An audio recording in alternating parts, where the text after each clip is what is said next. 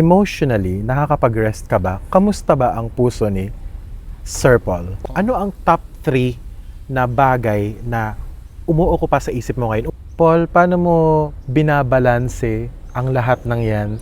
Meron ka lang na din namang 24 hours in a day. So kung ang attention mo ay 100%, ilang porsyento niyan ang nasa Sarili. charity, ilang porsyento ang nasa family, ilang porsyento ang nasa Laguna, of course family, at ilan ang natitira sa sarili? Ay, naintindihan ko yung mga artista minsan, di ba? What? Artista ka na!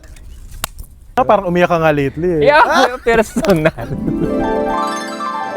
Heart to Heart with JRTV. Good morning, magandang umaga, magandang linggo. It's a Sunday morning dito sa Siargao Island sa Surigao del Norte, Philippines, and we would like to welcome all of our viewers from around the world. This is JRTV at today ay gusto lamang namin kayong bigyan ng good vibes. Nagbabalik tayo dito sa JRTV with our very special guest. Of course, kilalang kilala nyo na si Sir Paul or si Pugong Biyahero. Yes, Paul, ngayon ay Sunday, Mother's Yes, Day. Meron ka Sunday, mga pagbating gustong Yan, gawin para happy sa ating Mother's mga Day tagapanood? sa lahat ng mommies all over the world, especially to my mom. Happy Mother's Day po sa lahat. Happy Mother's Day po sa inyong lahat at pati na rin sa aking nanay, si Nanay Lucy Ibong na nasa Cavite ngayon. Iniwan ko siya. Yan, happy Mother's Day, Tita Lucy. Oo, si And Nanay kina kilala Ate siya ng buong Dial. PB team, no? Sina Ate Dial yan dahil nag-serve kami, naging host kami sa nakaraang adventure trip namin sa Mindoro last March kung napanood niyo po. And today, alam mo nandito tayo sa Siargao, napaka-relax lang ng vibe Relax. dito. So, kumbaga, hindi ito paguran. Hindi to paguran na to. Relax lang po ito. Kumbaga, nandito lang ako para magpahinga and of course sila din. Yes. Correct. Sa ngayon, dito kami nagsistay sa Siargao Inn dito sa General Luna, Surigao Island. Siargao Island, Surigao del Norte. Gusto ko pong gawin itong vlog na to para po ikwento kung bakit ba kami nagpupunta dito at bakit ba tayo biglang may trip dito. So ikukwento po natin siya at syempre alam ko marami sa inyo ang nag-aabang, nagpapakwento kung kamusta na ba ang PB team, lalong-lalo na si Paul, kamusta na ba siya? Oh. Kamusta na ba ang kanyang puso? Hindi, Sasagutin natin. okay naman ako mga kababayan. Ayan. Ayan. Okay naman ako. So, yun na ba yung tanong? Hindi pa. Huwag pa nasagot. Hindi pa. Mas marami pa tayong tanong na ibabato sa kanya ngayon and I'm sure marami sa inyo excited na makarinig sa kanya. Alright, first question. Hindi po ito interview na structured interview. Wala po kami prepare na script. Bakit mo kami in-invite na magpunta dito nang biglaan naman? Hindi, biglaan kasi yung yaya namin. No, galing kasi kami, di ba galing kami sa isang mahabang trip. Nag-Mindoro kami. Tapos, after ng Mindoro, balik ulit ng Davao. Tapos, nag-mission kami. So, parang napagod ako. Yes. Oo. And sila rin pagod sa kanilang mga trabaho kasi Correct. pagbalik, di ba? Oo. Sabi ko, gusto ko munang mag-relax, something. Correct. And Ang then, lalayo ng pinupuntahan ninyo mga Oo. mission itong nakaraan. Ano? Oo, yan. Nagkayayaan na kami. O, sige, book na. Ganun na. Oo, mabilis Ayan na. lang. Oo. Mabilis. Kasi last week ay galing nga kami doon sa Agusan. So, sobrang pagod. Nakapagod. Tapos umulan, ganyan. And si Madam ay papunta din napunta ng Negros. So, ang maiwan lang sa bahay, si Junjun, si Melvin, ako, at si Mike. Correct. So, sabi ko, parang gusto kong magpahinga naman, ibang lugar naman. So, ayan, nag-decide kami na nandito kami sa Siargao ngayon. Correct. So sa PB House ngayon, sino lang ang doon ngayon? Si Melvin, si Junjun, at saka si Mike. Si Mike, naiwan si Mike, Oo, no? naiwan Kamusta naman si Mike para sa mga ating tagapanood na bago ayun, na nakakilala kay Mike? Okay naman si Mike, and alam mo kahapon, umiiyak siya nung inihatid ako sa airport. Kasama siya paghatid pala? Oo. Hindi ko na nga siya, sabi niya kasi nung gabi, gisingin daw siya. Sabi ko, sige. Ay kaso, nung paalis na ako, tulog pa rin siya. Oh. Nung nag-start yung sasakyan, nagising siya. Takbo siya. Sabi niya, Daddy. Sabi ko, bakit? Nasama ako. Tulog ka pa kasi. Pagdating ng airport, umiyak siya. Sabi ko, ba't na naman umiiyak ka? Sabi niya, wala lang, kasi maiiwan ako. May iwan siya. Sabi ko, hindi kasi siya pwedeng i-travel kasi nga minor siya. At the same time, walang parent consent. So, medyo mahirap siyang ibiyay. Pagdating kasi sa Davao po, napakahigpit nila sa airport.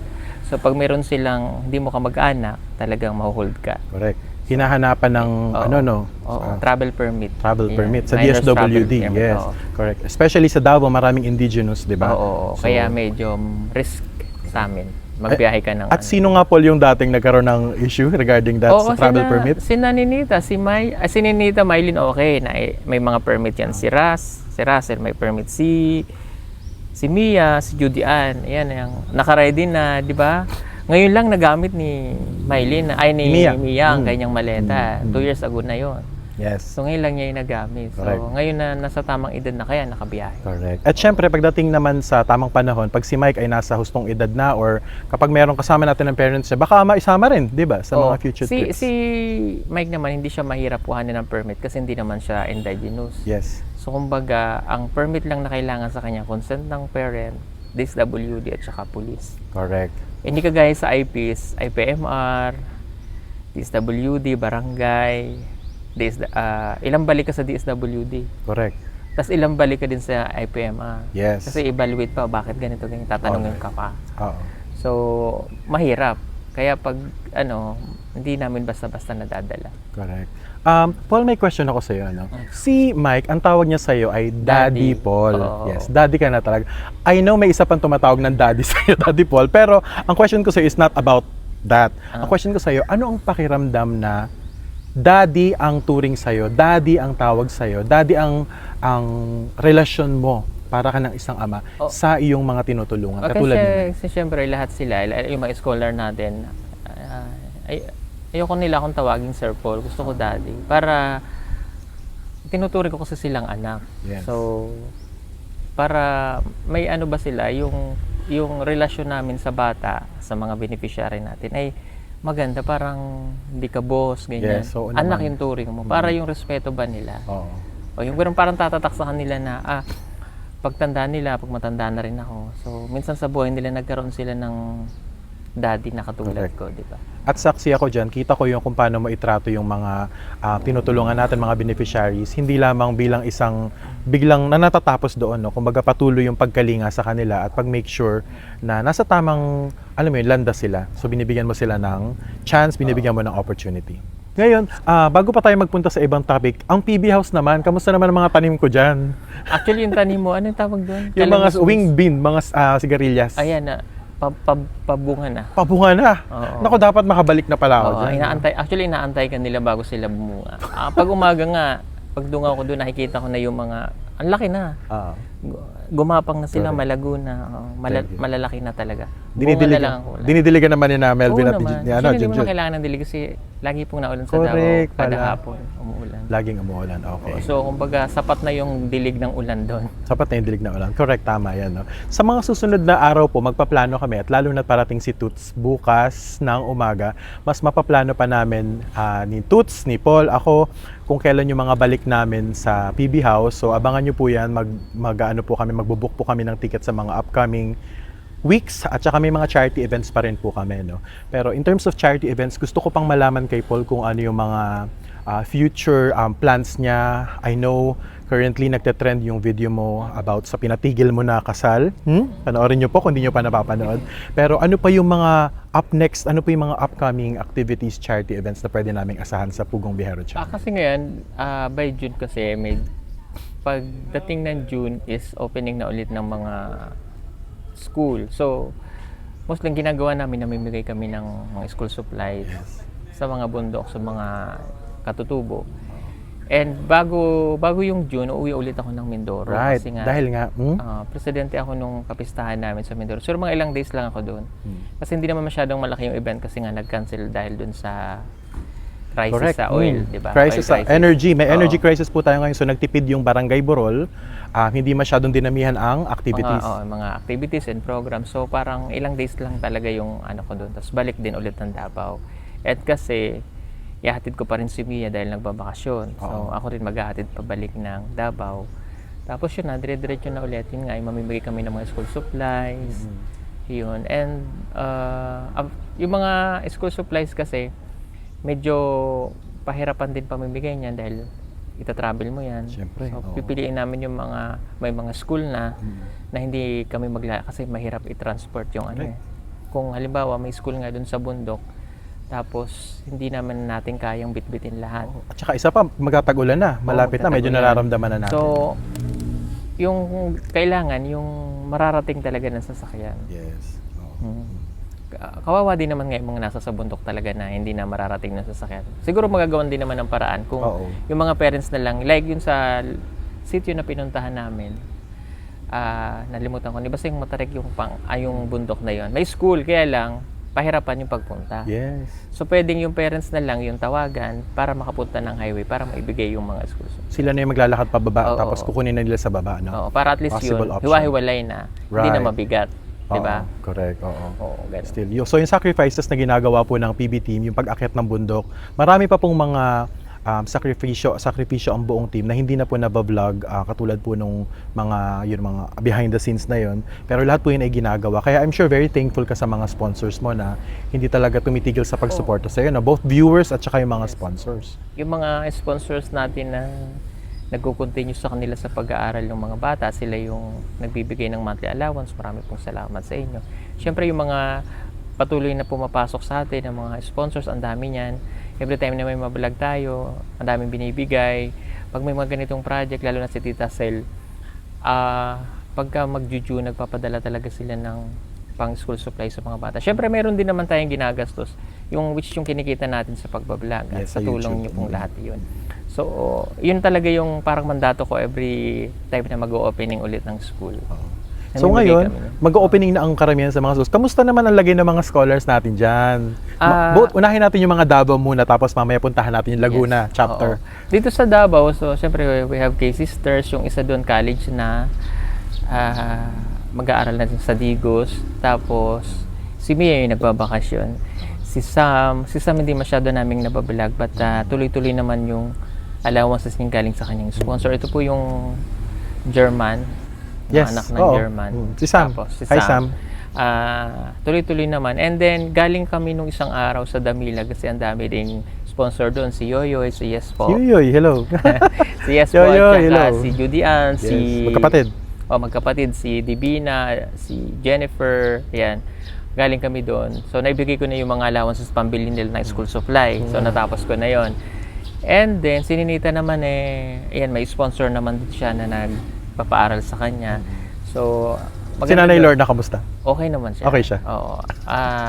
Okay naman na siya. Oo, love pa rin, di ba? Oo, at saka wala naman kaming problema. Oo naman. Wala naman kaming problema ni nanay. So, after nung nasagip na naman si Ninita sa pagkawala niya.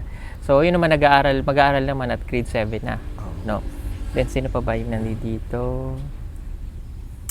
Si Nathan naman ay, yun naman tuloy-tuloy din yun. Ito yung, yung anak araw. Oo. Para siyang foreigner din. So, yun, hindi ko yung lagi napupuntahan kasi malayo na sa Agusan. Pero, tuloy-tuloy din yung allowance doon. Galing yung kay Tita Sel. Tapos, si kapatid ni Russell, yan galing din kami nung, hindi ko palang na-upload. At Layo, saka no? Tsaka si Ivan, ayan. Yun. Galing na kami doon, binisita ko. Tapos si Miguel at saka si Choi, yung magkapatid. Oh my God, ang dami mong anak-anakan. Ang dami Oo. sila dito. At yung mga naiwan dito sa Mindanao, marami yan sila eh. Ngayon, nagbabakasyon si Erna at saka si Marjorie. So, pero babalik din siya ng May 19. Babalik naman na sila ng Abra. Right. Yan. And ito naman yung, yan yung Davao chapter, o Mindanao chapter, no? Iba-ibang parte ng Mindanao And na Aiza, tinutulungan. yan si Aiza. So, of course, si Aiza din na kasama ni ngayon ni Ni Madam. Madam Yula. So, Yan. dalawa kasi yung Aiza natin. Okay, Aiza sorry. tayong maliit. Oo. Meron pa tayong isang, si Chef Aiza yung bata yan.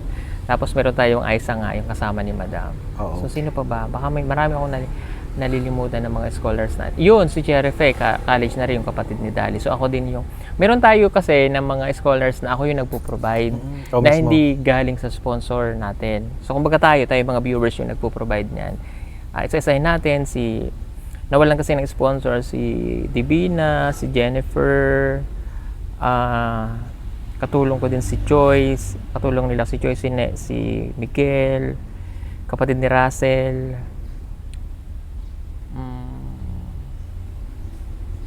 kapatid ni Jeffrey, yan. And sino pa ba? Si Aiza, yan. Si Aiza parang gusto rin mag-aral na, no? Oo. Si Aiza natin, yung sa Oo. PB House. Tapos yan ngayon si Mike. Yan, si Mike. Nako. Oo, 8 yung scholars ko na tayo yung nagpo-provide. Wow. Baka Imagine may that. malimutan ako, sorry. Oo. Sa dami na Sa dami yan, lang. hindi ko na Sa dami ng dapat i-track at i-monitor, Oo. doon ang pinagkakaabalahan ni Paul. At bukod pa yan sa actual na mismong lakad ng charity, no? So yung management nun, alam niyo po yung mga paperwork nun, mga conversations offline, yung mga pag-contact sa sponsors, napakaraming effort ng kailangan para doon. Ayun. Pero yung chapter natin sa Laguna, isang sobrang nakaka-proud kasi imagine, alam niyo po, ang magpaaral ng isang kolehiyo, kapag anak mo ay napakahirap. Pero napakarami, like ang Tesalona family na inaalagaan sa Laguna, napakarami na nila. Kamusta sila doon? Lalo na mga bago nating salta. Oo nga. Bago malimutan, meron pa nga pala tayong Chabilita. At saka si Annalyn, yung bago din na scholar, taga Davao, at saka si Jonah. So may tatlo pa tayong nalimutan, di ba? At saka yung, babalikan ko ulit, yung anak ni, pupuntahan ko ngayong pasukan, yung anak ni Tik-tik pa. Yan, sa dami nalilimutan ko yung pangalan. Baka magalit sila kasi baka nalimutan natin. Hindi So naman. itong Laguna chapter natin, syempre nadagdag nga si Gerald, so college na ito. Naka-enroll na po siya. Yes. O criminology, tapos si... Ang pulis ng PB team. Yes. Tapos si Jeffrey naman ay second year na ngayong susunod na school year. Education naman to siya. O, yan. Tapos si Mylene at si Russell ay nag-exam para maitama yung edad nila. Malalampasin nila yung grade 10. Magmumot sila sa grade 11. Yeah. Kung maipasa nila. Correct. Parang Para acceleration. maitama sa edad. Oo, ayan. Tapos, yung nasa Abra natin, nandito nga kasi si Erna at saka si Marjorie nagbabakasyon. Pero nandoon pa sa Abra, nandoon si Dali kasi may pasok, college na to. At saka si Badiday at saka si Irene. So, sila yung tatlong college na naiwan doon. And hello po kay Tita PB Labia, nandito siya ngayon sa Abra. Si Tita PB. Oo, nagbakasyon siya. Tapos, yun, si Badiday, 1 taon na lang gagraduate na yan. My God, imagine that. So napakarami. Ang daming tinutulungan na scholars ng PB team. Ang daming charity na ginagawa ng PB team. Meron ka pang PB house. Meron ka pang sarili mong family. Of course, yung personal life mo. Paul, paano mo binabalanse ang lahat ng yan? Meron ka lang din namang 24 hours in a day. 7 days Actually, a week. mahirap naman Mahirap talaga. So, kaya nga po, naglalaan ako ng time para makapagpahinga. Importante ang rest. Oo, kasi pagdating, nalimutan ko pa si Diana Rose. Diba, sabi ko sa inyo, sa dami nila, sisingit at sisingit. So, naalala ko lang kasi nga, pag every end of the month, bigayan niya ng allowances, follow-up sa mga sponsors nila. Minsan syempre ako nahihiya ako mag-follow up din. Naantay ko lang yung magpadala. So, ang ginagawa ko in advance, pinapadala ko na sa kanila. Yes, para lang mapunan yung nila. So, halimbawa, minsan nadidelay yung remittance ng ating sponsors, okay lang sa akin. Kasi papasok din naman yun. So, ina-advance ko na lahat yan. So, isa-isahin mo pa yan. Tapos, mahirap kasi para ka rin teacher Exactly. Report nila, kung magre-report sa isa-isa sa sponsor mo. Tapos, Tsaka pag may problema, I'm yes, sure, kausapin mo din. kausapin mo, ganito, ganyan. Lalo pag mababa yung grade, minsan nagagalit na nga ako sa chat. Lagi ko nasasabihin na ganito, ayoko ng ganitong grade. So, it's normal naman kasi normal yung pagalitan mo yung bata kasi nga. Tsaka minsan nakakalimutan mag-send ng grades. Oo, kasi ikaw naman yung daddy nila, di ba? So, parang magulang din yun. So, ako yung mapapahiya sa sponsor kapag ganito yung, di ba? Kasi akong ano man ang sabihin ko, yun naman susundin ng sponsor. Kaya sabi ko sa kanila, hindi porket may sponsor kayo, ang sponsor nyo masusunod. Yes. Paano kung ako nagsabi na ayaw ko na, dahil sa pinapakita nyo, ako naman ang magsasabi noon. Tama. Kumaga, ang sponsor ready tumulong anytime, financially, pero ang management, ang pag-monitor ba, nasa sa Pilipinas, nasa kay Paul. At saka syempre, bukod dun sa mga pinag-aaral natin, meron pa tayong ibang beneficiary, di ba? O yung mga tinutulungan natin sa araw-araw. So kung ang attention mo ay 100%, ilang porsyento niyan ang nasa Sarili. charity, ilang porsyento ang nasa family, ilang porsyento ang nasa Laguna, of course family, at ilan ang natitira sa sarili?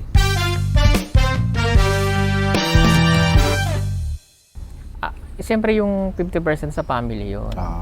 Kumbaga yung 50% kasama na ako doon. Oo, sarili. Sa sarili ko. Well-being so mo. yung 50%, yun maghahati-hati na sila doon sa student 30. Student 30.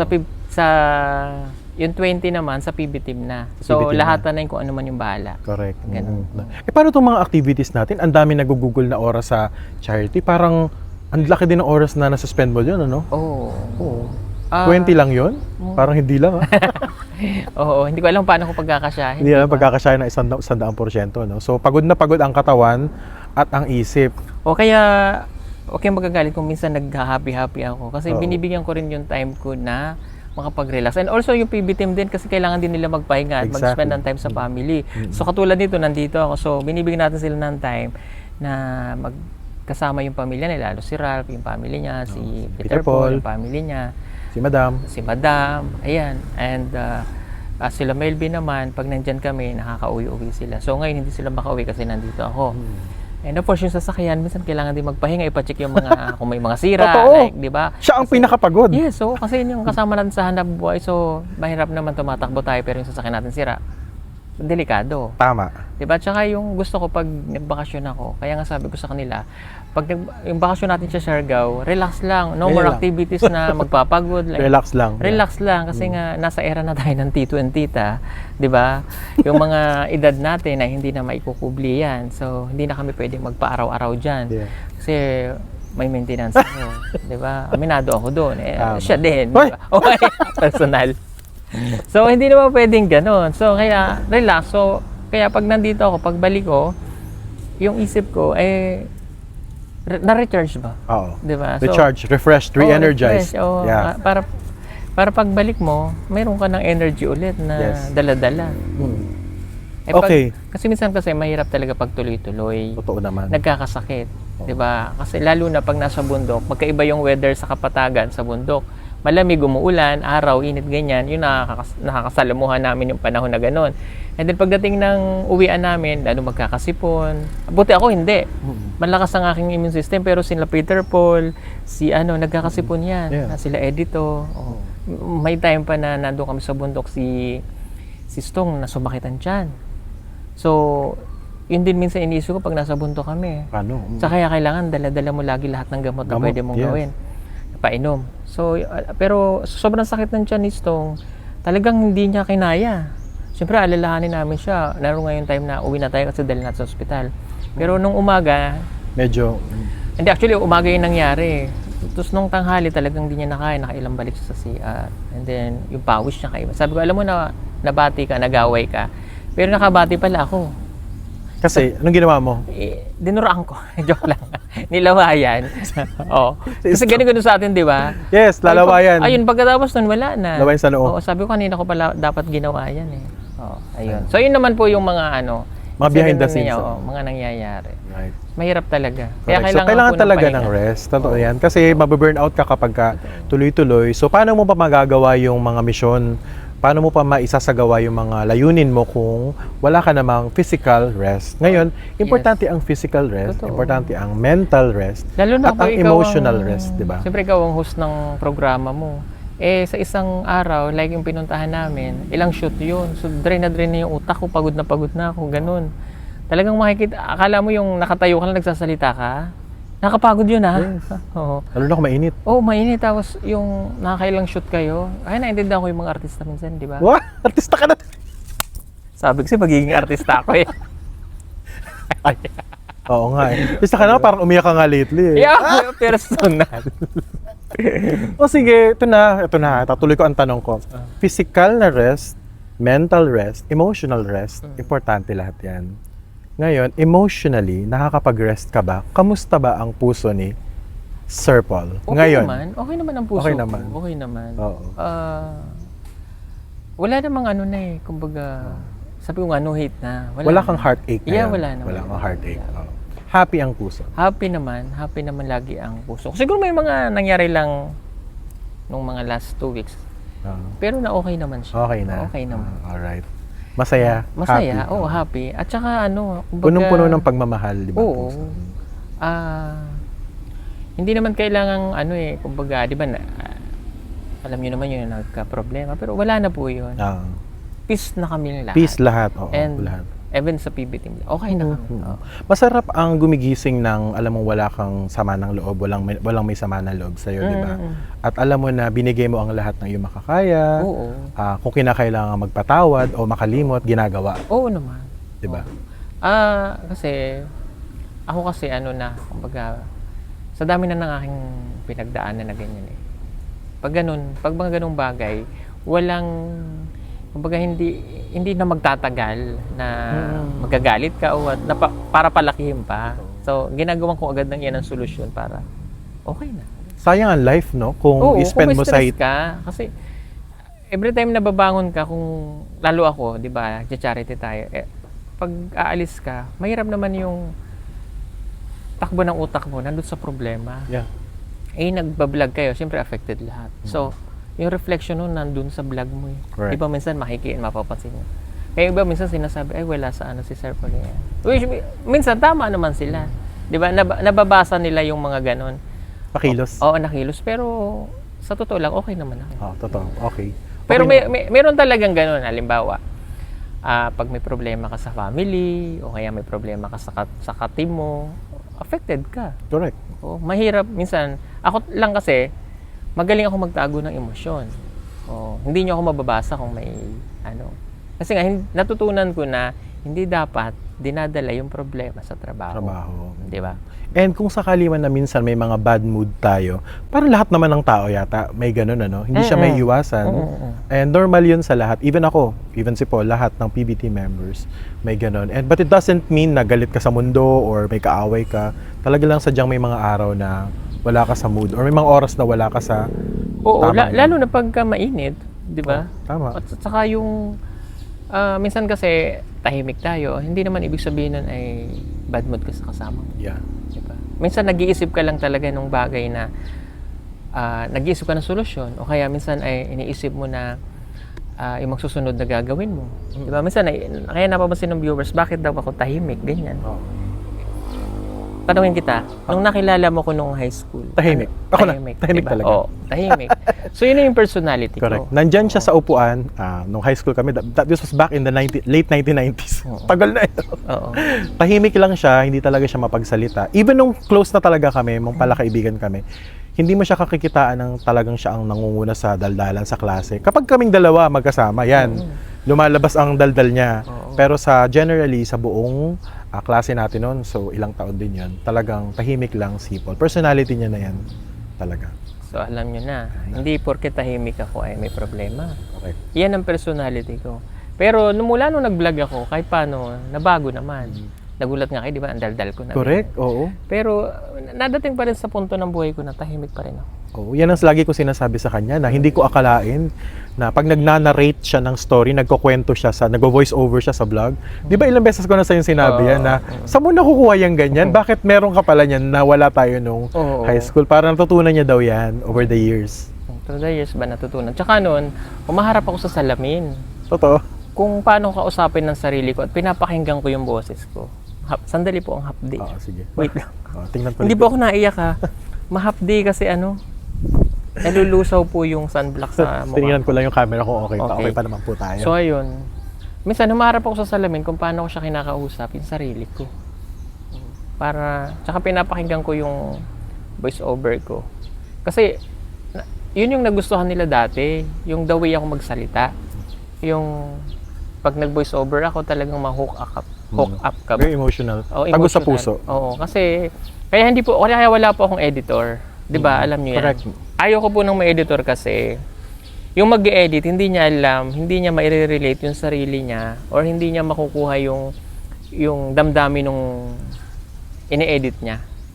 Kung hindi siya mismo yung nandoon. Correct. Lalo na kung hindi ka parte ng team tapos nag-e-edit ka. Oo, kaya ako po yung nag-e-edit. Kaya paano ko pa nga ba napagkakasya yung panahon ko, 'di ba?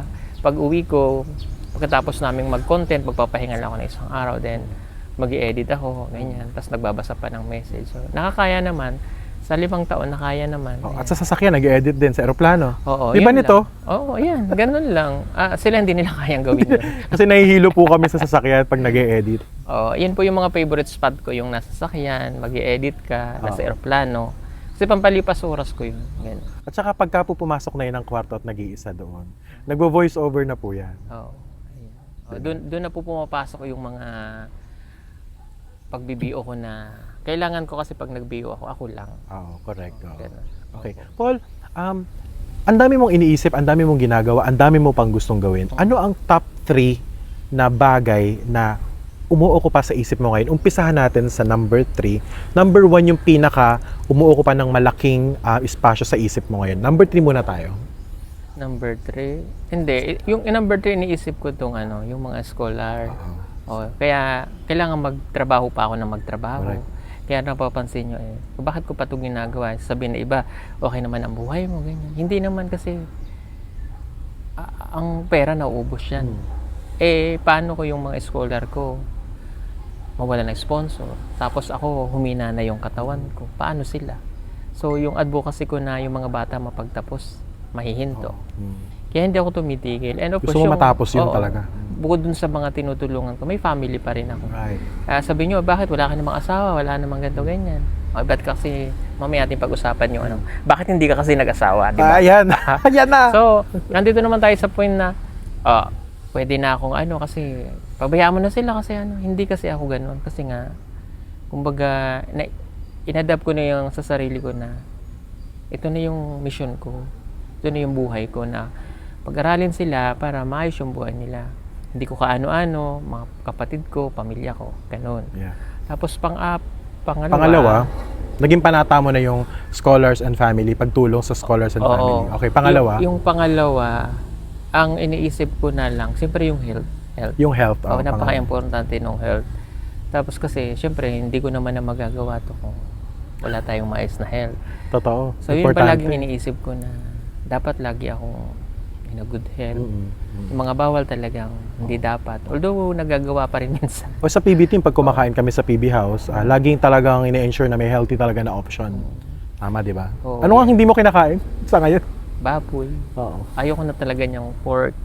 Gusto ko talaga isda, gulay. Right. Kung pwede nga lang, yung mga kasama ko talagang sa PB House, pag namalengke kami, siyempre may pork, may fish, may vegetables. Kasi sila. Oo. Ako nga di ba sabi ko nga okay na yung kaya nga panay ang patanim ko ng malunggay, kamote, alokbati, okra, talong. Okay na ako doon. Pag mga itlog, ayan, okay na. Ang palaya, ganyan. Yun na, okay na sa akin yun. Yung una, number one ko, iniisip ko, yung pagtanda ko. Pagtanda mo, future ang iniisip Future, mo. yan na. Although, alam nyo naman na sabi nyo okay naman na yung buhay, ganyan. Hindi yung pagtanda ko kasi, actually, hindi ko problema kung, yun nga, pasok natin dito yung ba't kasi hindi nag-asawa, di ba? Yun nga ang tanong is, ang katuwang sa buhay, paano ba natin dyan? Anong thoughts mo around that? Hindi naman, alam nyo, hindi naman kailangan na meron kang katuwang sa buhay. Ibig sabihin, asawa. Asawa. Kasi, hindi naman lahat ng nag-asawa ay nag-success. Right. Hindi ko naman nila lahat, Of course, di ba? importante rin yan. Imagine mo, nag-asawa ka nga tapos naghiwalay din kayo dahil hindi na kayo magkasundo. Tapos nabuhay ka ring mag-isa. 'Di ba? So, ang gawin mo, mag-invest ka it's either sa mga pamangkin mo. Pero may sinasabi na yung iba na yung mga tinulungan balang araw pababayaan ka rin yan. Kumbaga, hindi nila ibabalik sa iyo yung dulo. Ang pugong biyahero ba ay naghihintay ng kapalit mula sa tinulungan? Hindi. Sa akin naman, hindi ako nag-aantay ng kapalit. May tissue. Yung pawis ko, maano na. Okay na. Oo. Sobrang init po kasi ngayon dito. So kanina ako rin nagpunas ako ng towel dahil pinapawisan nga kami dito. Nandito lang kami sa namin sa veranda. Sa villa, Ayan. So balik tayo doon. Balik tayo doon sa question. Diyan ka muna.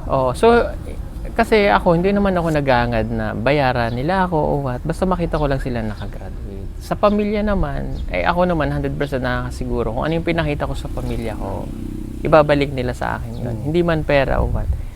Hindi sa material na bagay, kundi kung tumanda man ako, hindi ako matatakot na mag-isa. Kasi kilala ko yung pamilya ko, 'di ba?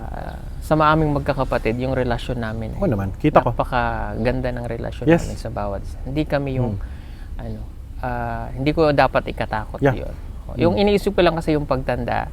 Kasi syempre, kung pwede nga lang di tayo tumanda, 'di ba? Pero doon naman din tayo pupunta. Pero syempre, darating talaga yung time na yun. Ang gusto ko lang kasi is yung pagtanda ko ay makita ko lahat ng tinulungan natin ay mag-succeed sa kanilang mga buhay. Tama.